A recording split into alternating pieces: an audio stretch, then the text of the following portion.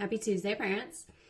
It's Health and Wellness Month, as you all know, and this week we're focusing on a really important aspect of health, and that is sleep.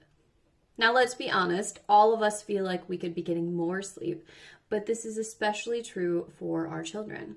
They're just not getting enough, and they're not getting enough quality sleep.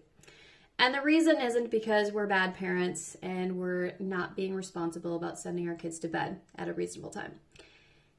It's mostly because of their phone. Now, I'm just guessing, but I think most of your children have their phone beside them as they're going to bed at night. They need it for their alarm in the morning. They need it just in case something happens. So they're going to sleep with their phone right next to them, and this usually means that the last thing that they're doing before they go to sleep is using their phone. Now, this is bad for a number of reasons, but I'm just going to list a few and explain them. And one of the reasons is just the light from the phone. The blue light that our phones give off signals to our brain that it's time to wake up. It's time to be alert. It's time to be active. It's not time to sleep. So just the light alone from our phones is really interfering with the quality sleep that we all need. Another thing that our phones are hindering us with is having this social stimulation right before we go to sleep.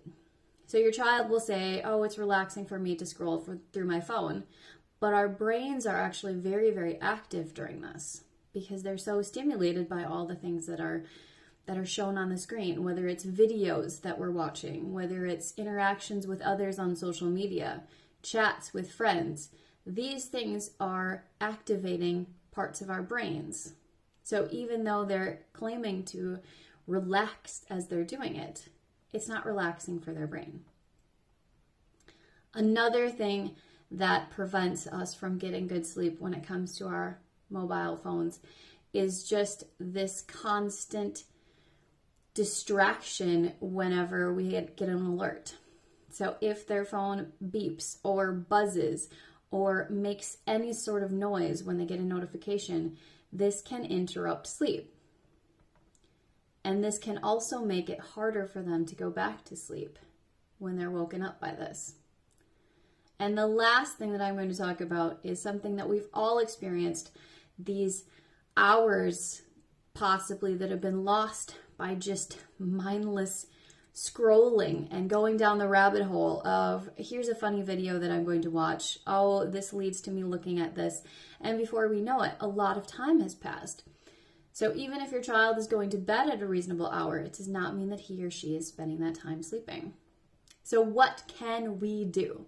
Well, first of all, I would recommend doing something a bit drastic, and that is going out and buying a regular old-fashioned alarm clock. I just did that myself. I am a little bit hesitant because I haven't used an alarm clock since, I think, high school. I've always just used my phone because it's next to me and it's reliable. But it also means that I might be interrupted when I'm sleeping by a phone call from the alarm company or a message from one of my family members who's in the States and in a completely different time zone than me. So having my phone somewhere else and having an alarm clock near me, I think will be really helpful.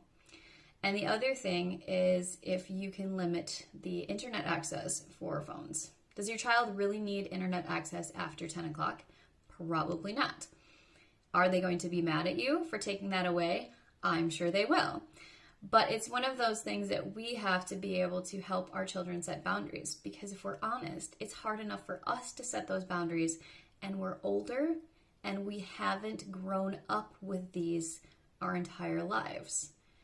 So we have to help build those skills within our children so that they can manage social media and interruptions from their phone while still getting the quality sleep that they need to be healthy and happy and successful individuals.